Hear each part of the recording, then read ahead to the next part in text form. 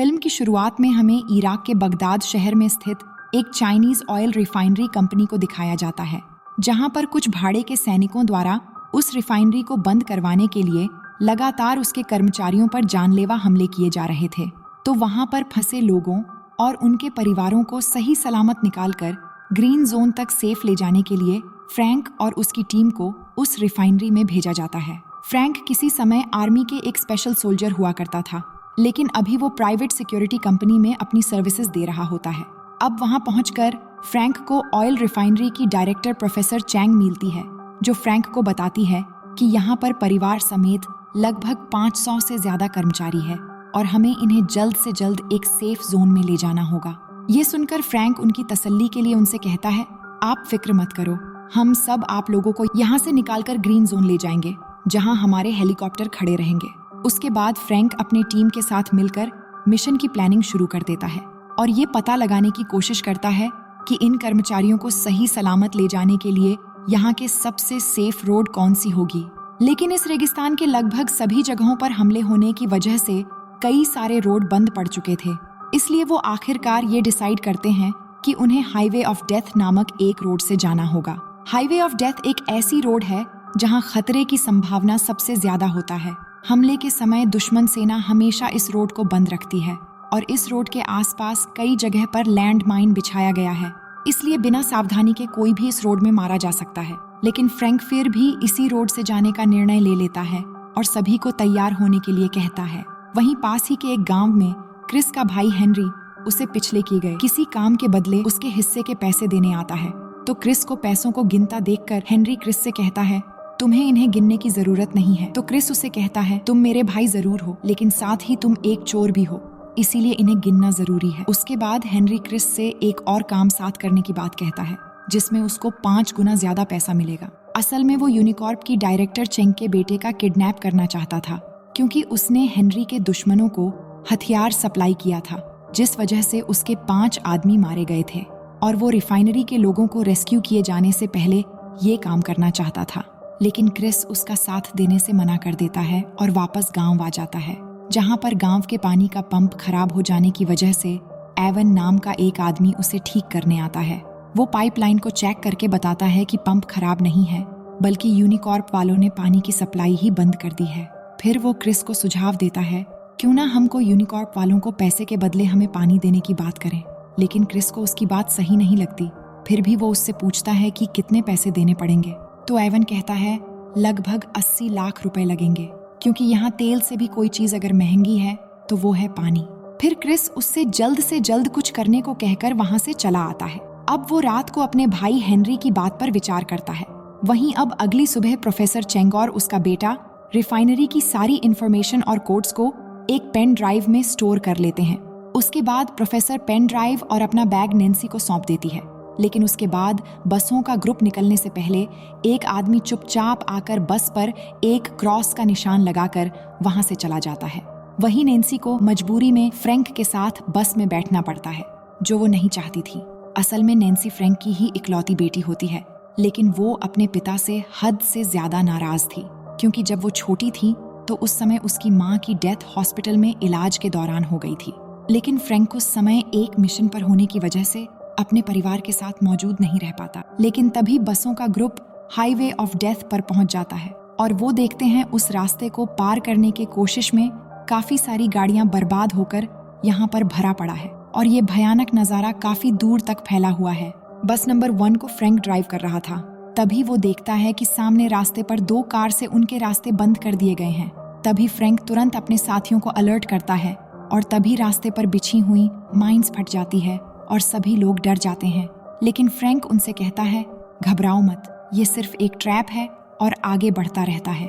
अब कुछ ही दूर आगे जाने पर मौसम के साफ रहने के बावजूद भी उनके सामने होता है एक बहुत बड़ा सैंडस्टॉर्म। लेकिन फ्रैंक बिना रुके अपनी टीम को उसे पार करने को कहता है। लेकिन तूफान के अंदर पहुंचने के बाद फ्रैंक देखता है उनके कम्युनिकेशन सिस्टम भी अब काम नहीं कर रहे, तो उसको महसूस होता है कि इस तूफान में जरूर कुछ गड़बड़ है। तभी तूफान का फायदा उठाकर हेनरी और क्रिस अपने भाड़े के गुंडों के साथ 2 बसों को हाईजैक कर लेते हैं। दरअसल गांव में पानी लाने के लिए क्रिस को पैसे चाहिए थे, इसलिए क्रिस अपने भाई हेनरी का साथ देने के लिए राजी हो गया था। फिर तूफान से बाहर आकर फ्रैंक को पता चलता है कि तूफान के दौरान किसी ने उनकी 2 बसों को अगवा कर लिया है, जिसमें प्रोफेसर चेंग और उनका बेटा भी था। तभी फ्रैंक को टीम के एक मेंबर बताती है कि उसने एक बस को दूसरी दिशा की तरफ जाते हुए देखा था, जिसके बाद वो अपने कम्युनिकेशन सिस्टम को रिब्यूट करते हैं और फ्रैंक बसों की तलाश करने के लिए एक हेलीकॉप्टर अपने लिए और एक दूसरा हेलीकॉप्टर अपनी टीम के लिए बुलवाता है। फ्रैंक अपने साथ अपनी बेटी नैन्सी को भी ले जाता है, क्योंकि पहले से ही उसे इस जगह के बारे में काफी पता था।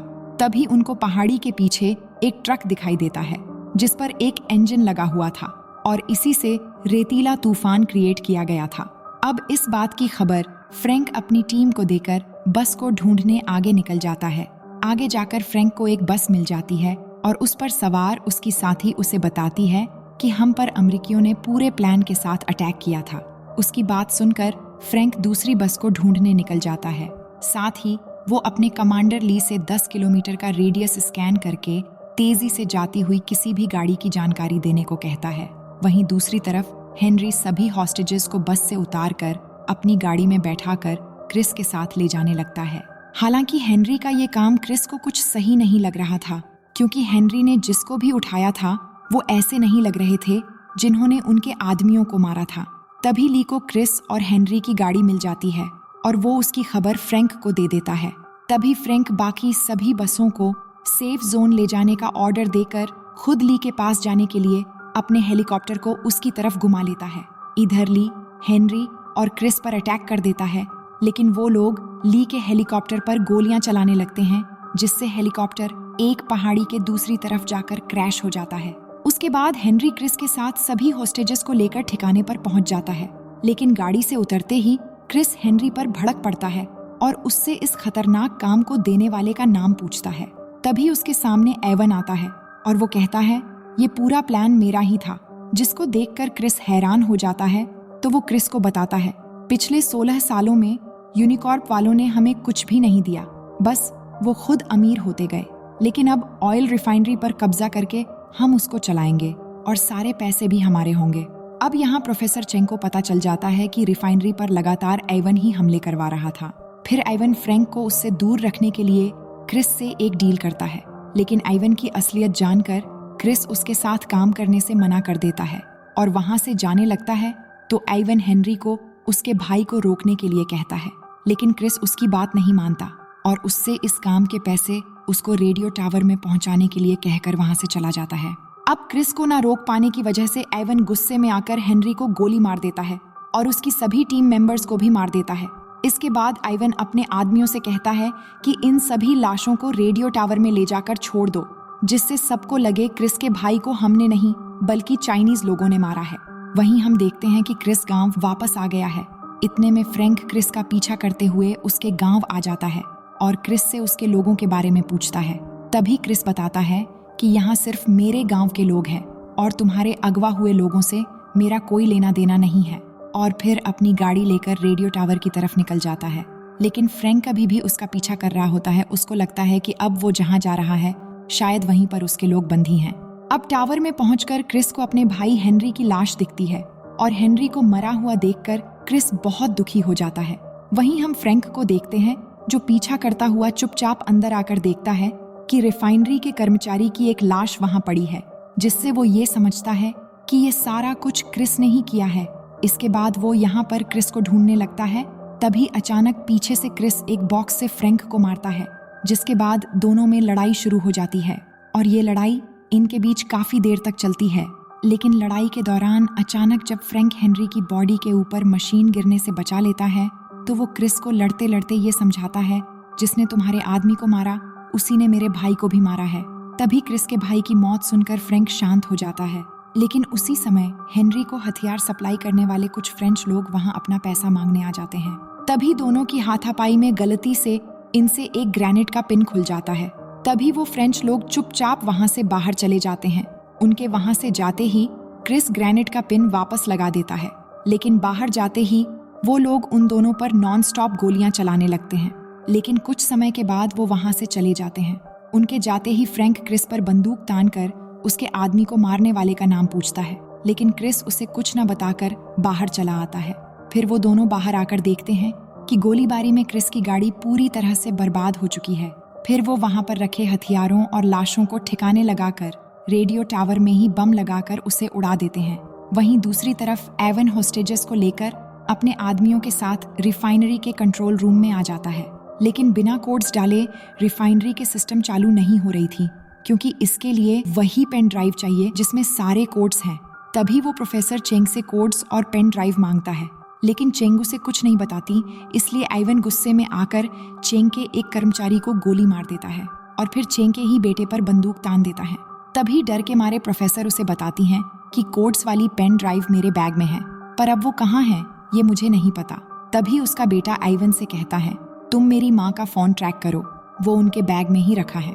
फिर वो उसके फोन पर कॉल करते हैं और वो कॉल नैन्सी उठाती है, जिससे उन्हें उनकी लोकेशन का पता चल जाता है कि वो क्रिस के गांव में है, जहां क्रिस और फ्रैंक सभी बच्चों के साथ मस्ती करते हुए उनको पोएम सुना रहे थे।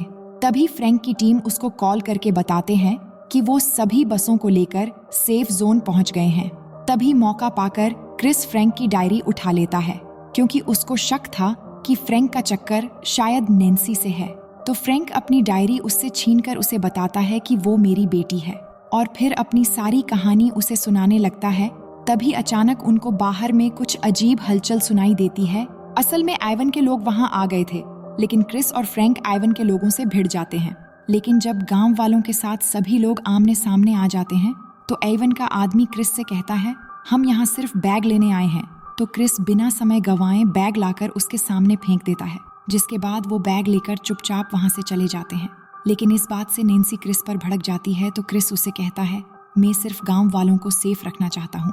अब अगली सुबह क्रिस के पूछने पर नैन्सी उसे बताती है कि बैग में एक पेन ड्राइव थी, जिसमें रिफाइनरी के तेल को निकालने के लिए कोड्स और पासवर्ड थे, और वो लोग यहाँ जमीन में मौजूद पानी की पाइपलाइन से लाखों गैलन तेल चुराकर बंदरगाह पर ले जाने वाले हैं। वहीं एक जर्मन जहाज का कैप्टन आइवन से कांटेक्ट करके बताता है कि वो लोग उसकी बताई गई लोकेशन पर पहुंच गए हैं। अब क्रिस और फ्रैंक आइवन को रोकने के लिए रिफाइनरी जाने का प्लान बनाते हैं। फ्रैंक अपनी बेटी को वहीं गांव में रुकने को कहकर क्रिस के साथ चला जाता है, और वहीं आइवन के लोग उसको बैग लाकर दे देते हैं। प्रोफेसर पेन ड्राइव को लगाकर उसके कोड्स डालकर रिफाइनरी की सिस्टम ऑन कर देती है, जिससे बंदरगाह पर खड़ी जर्मन जहाज में पानी की पाइपलाइन के रास्ते से तेल भरने लगते हैं।